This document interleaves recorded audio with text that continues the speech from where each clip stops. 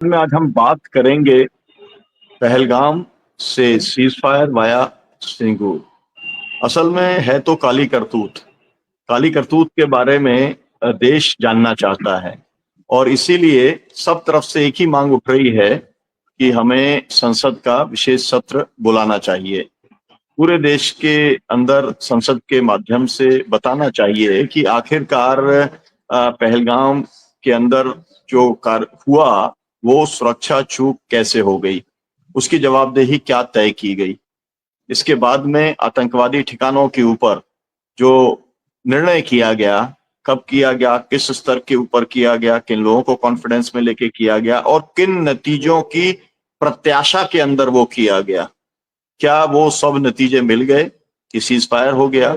Cease fire America के द्वारा कराया गया ऐसा उन्होंने घोषणा की। क्या हमने मान लिया कि कश्मीर को लेकर के हम थर्ड पार्टी इन्वॉल्वमेंट के लिए तैयार हैं? क्या शिमला समझौते के ऊपर प्रश्न चिन्ह लगाने का काम या उसे खत्म करने का काम हमने खुद ने कर लिया? तमाम सारे सवाल हैं जिनका जवाब चाहिए और इसी को लेकर के आज हमारा ये कार्यक्रम है। हमारे जो विशेषज्ञ हैं वो क्या सोचते हैं, क्या समझते हैं, इसके ऊपर हम लोग बातचीत करेंगे। इस बीच में आपको ये बता दूं कि पूरे देश के अंदर जो सजग नागरिक हैं, जो कंसर्न हैं नागरिक, उन्होंने 17 तारीख को पूरे देश के अंदर एक प्रधानमंत्री के नाम ज्ञापन सौंपने का और देश भर में धरना देने का, कहीं पर उपवास करने का, कुछ सभाएं करने का, बैठकें करने का निर्णय लिया है। और वो अपील करने वालों के अंदर जो लोग शामिल हैं उसमें मेधा पाटकर जी हैं, तुषार गांधी जी हैं, प्रोफेसर आनंद जी हैं, फिरोज मिठी बोरवाला से लेकर के तमाम सारे देश के 50 से ज्यादा जन संगठनों ने मिलकर के इस तरीके की अपील की है कि हम युद्ध नहीं चाहते, हम बुद्ध चाहते हैं, हम शांति चाहते हैं। और ये जो स्थिति एक बन गई है कि हमारे जो विदेश सचिव हैं उनकी बेटी को भी ट्रॉल किया जा रहा है। आपको मालूम है कि विनोद नारवाल जिनका जो शहीद हुए थे, उनकी पत्नी हिमांशी जी, जिन्होंने ये कहा था कि घटना का जो है दोषी मुसलमानों को या कश्मीरियों को ना बनाया जाए, नफरत घृणा ना फैलाई जाए, शांति और न्याय की बात की जाए, उनको भी ट्रॉल किया गया। तो हम आज ये भी चर्चा करेंगे, क्या ये जो ट्रॉलर्स हैं वो सरकार के काबू के बाहर हैं?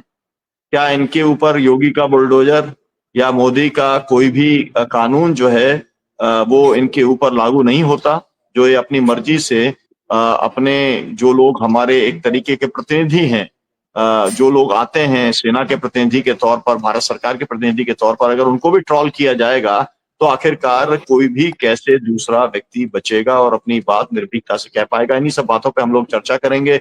हमारे साथ में डॉक्टर तिवारी जी की हम लोग, है ना, डॉक्टर तिवारी जी की हम एक टिप्पणी ले लें। सब लोग कह रहे हैं कि इसमें काली करतूत है, तो वो काली करतूत असल में क्या है? ये एक सब लोग जो है, क्योंकि बहुत सारे लोग कहते हैं कि इसको पहलगाम को लेके पुलवामा से भी जोड़ते हैं, पुलवामा से जोड़ते हैं।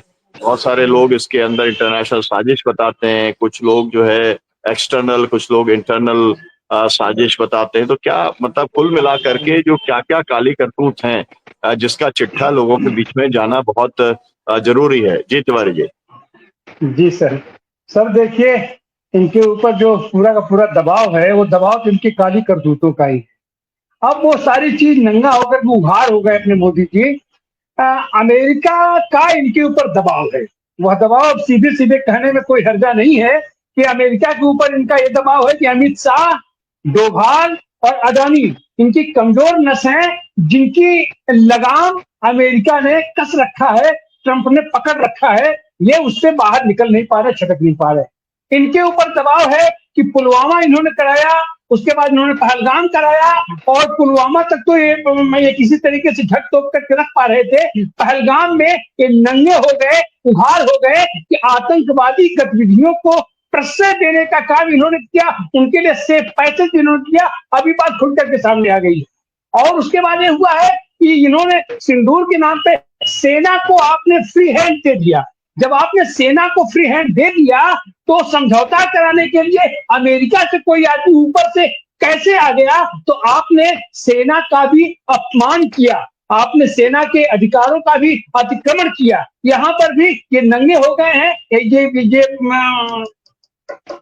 उस पर ये नए दबाव में है। तो इन सारे दबावों के चलते जो ये सारी काली करतूतें अब जनता के बीच भी आ गई है, इनके पार्टी के लोग भी समझ गए हैं, इनके अंधभक्त भी समझ गए हैं, और यही परिणाम रहा है। ये जो पैसों के बल पे भारतीय ये धन के बल पे मीडिया को इन्होंने पाल रखा है, तो मीडिया तो अंधे तरीके से, कुत्तों के तरीके से केवल भूखना शुरू की है। ये लड़ाई है, ये अंतरराष्ट्रीय राजनीति है, ये अंतरराष्ट्रीय संबंधों का मामला है। आप मीडिया के बल पे भारत पर तो आप माहौल बना सकते हैं कि यहाँ के अपने जनता के लिए ईवीएम के बल पे आप यहाँ पर जो ये डकैती डाल सकते हैं, लेकिन अंतरराष्ट्रीय राजनीति में दुनिया के ऊपर आपकी निगाहें हैं और वहां आप नंगे हो गए। और खास करके इनकी मीडिया, इन्हीं के पालतू कुत्ते जो मीडिया है, वो इनको काट खाई है, और जिसका जवाब मोदी के पास नहीं है। मोदी 1 महीने के अंतराल के बाद कल वो ये सामने आए हैं, उनका चेहरा देखने लायक था।